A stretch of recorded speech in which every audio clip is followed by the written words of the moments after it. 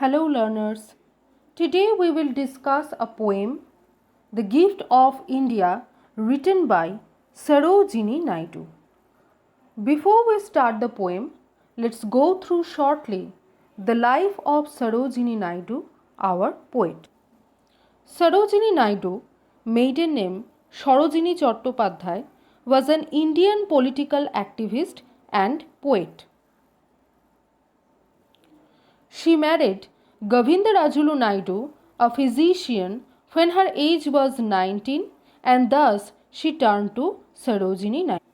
Sarojini Naidu's work as a poet earned so much fame that even Mahatma Gandhi praised her by offering the title Nightingale of India. Now let's see the background of the poem. This poem is written in the year 1915, when the First World War has been just started. Britain was one of the major countries who took part in the World War I. As the war strategy, they utilized the people of their colonized countries first and then their own soldiers. As a result, Indian soldiers had to take part in World War I and they had to fight for a foreign country. Many Indian soldiers had died in that devastated war. This poem of Sarojini Naidu is a protest against utilizing Indian soldiers for World War I, and at the same time, the poet has expressed grief for the devastating outcome of war. In this poem, the speaker is none other than our Bharat Mata. Let's begin the poem. We will learn this poem by dividing it into 4 stanzas. Now, I am reading the first stanza. Is there aught you need that my hands withhold? Rich gifts of raiment or grain or gold? Lo, I have flung to the east and west priceless treasures torn from my breast, and yielded the sons of my stricken womb to the drumbeats of duty, the sabres of doom. Our beloved Mother India is asking the world, is there anything left that you have not taken from me? She has given everything: rich clothes, food grains, precious things like gold. Priceless treasures have been supplied from India to the countries of East and West. And this is not even the end. India's manpower has been used to fight the devastating battles like world wars. The poet has shown here the very truth. India was a rich country before colonization, and after that, random drainage of wealth had made our Bharat Mata's hand empty. In this stanza, drumbeats of duty means duty of armies, and sabres of doom, it means military services which results in destruction. Next stanza. Gathered like pearls in their alien graves, silent they sleep by the Persian waves. Scattered like shells on Egyptian sands, they lie with pale brows, brave, broken hands. They are strewn like blossoms mown down by chance on the blood-brown meadows of Flanders and France. These Indian men who were fighting and dying in the war, what happened to them? Gathered like pearls in their alien graves. Their bodies ultimately were placed to mass graves. We all know that in a devastating war like these world wars, individual graveyard was impossible. Mass grave means one graveyard of more than 100 people.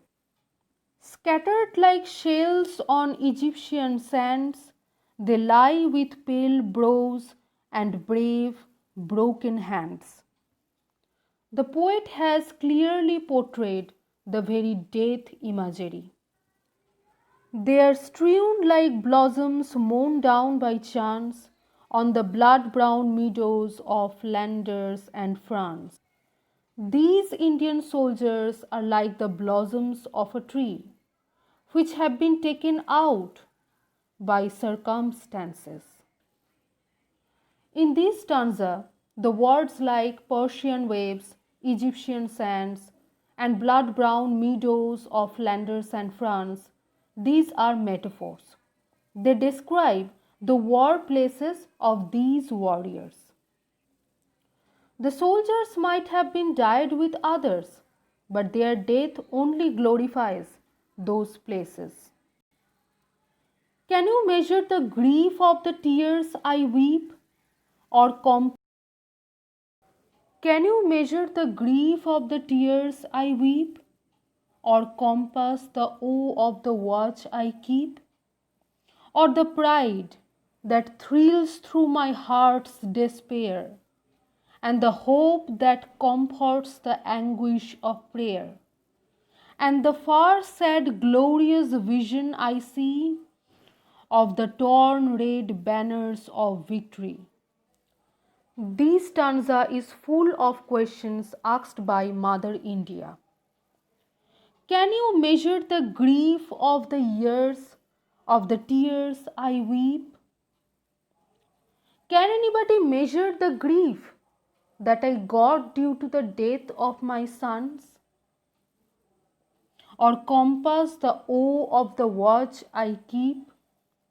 Or pride that thrills through my heart's despair, and the hope that comforts the anguish of prayer? Can you see the pride inside my heart?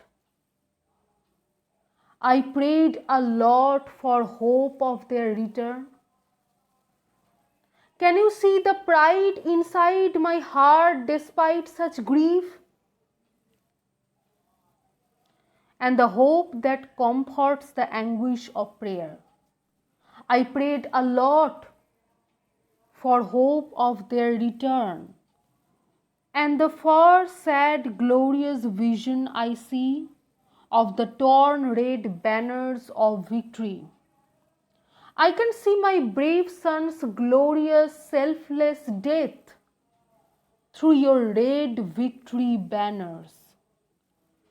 It is also important that the poet has not only glorified soldiers' death, but also displayed the horror of war. Now we will go to our last stanza. When the terror and tumult of hate shall cease, and life be refashioned on anvils of peace, and your love shall offer memorial thanks to the comrades who fought in our dauntless ranks, and you honor the deeds of the deathless ones, remember the blood of my martyred sons. Anvils of peace, meaning forcefully making peace. When some massacre ends, it's really tough to get rid of the effects. In this stanza, Mother has said that the country should never forget such heroes and their sacrifices. Everything will end to peace, but people should never forget Mother's precious sons.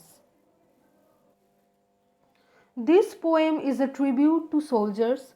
Poet has protested the contemporary utilization of Indian soldiers for World War I.